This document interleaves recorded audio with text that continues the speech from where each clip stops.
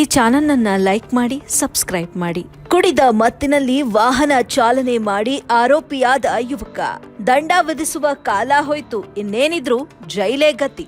ಸರಾಯಿ ಕುಡಿದ ನಶೆಯಲ್ಲಿ ವಾಹನ ಚಲಾಯಿಸಿ ಅಪಘಾತ ಮಾಡಿ ಭಾರೀ ಗಾಯಪಡಿಸಿದ ಆರೋಪಿಯೊಬ್ಬನ ಬಂಧನ.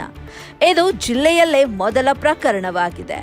ಕುಡಿದು ವಾಹನ ಚಲಾಯಿಸುವವರಿಗೆ ಇದು ಉದಾಹರಣೆ ಹಾಗೂ ಜೈಲು ಕಟ್ಟಿಟ್ಟ ಬುತ್ತಿ. ಬೆಳಗಾವಿ ಜಿಲ್ಲೆಯ ರಾಯಭಾಗ ತಾಲೂಕಿನ ಹಾರುಗೇರಿ ಪೊಲೀಸ್ ಠಾಣಾ ವ್ಯಾಪ್ತಿಯಲ್ಲಿ ಈ ಘಟನೆ ನಡೆದಿದೆ.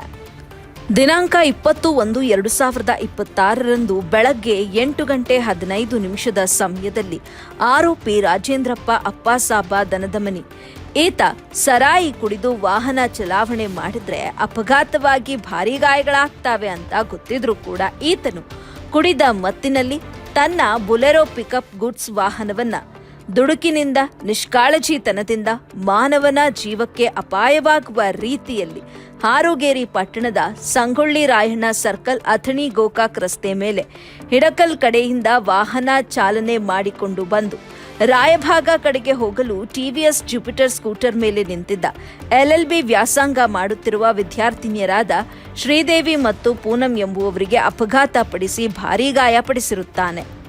ಇನ್ನು ಇದರಿಂದ ಸದರಿ ಆರೋಪಿ ವಿರುದ್ಧ ಹಾರುಗೇರಿ ಪೊಲೀಸ್ ಠಾಣೆಯಲ್ಲಿ ಅಪರಾಧ ಸಂಖ್ಯೆ 21/2026 ಕಲಂ 110, 281, 125B, BNS 2023 ರದ್ದಡಿಯಲ್ಲಿ ಕೇಸು ದಾಖಲಾಗಿದ್ದು ಆರೋಪಿಗೆ ಈ ಪ್ರಕರಣದಲ್ಲಿ ದಸ್ತಗೀರ್ ಮಾಡಿ ನ್ಯಾಯಾಲಯದ ಮುಂದೆ ಹಾಜರುಪಡಿಸಲಾಗಿದೆ.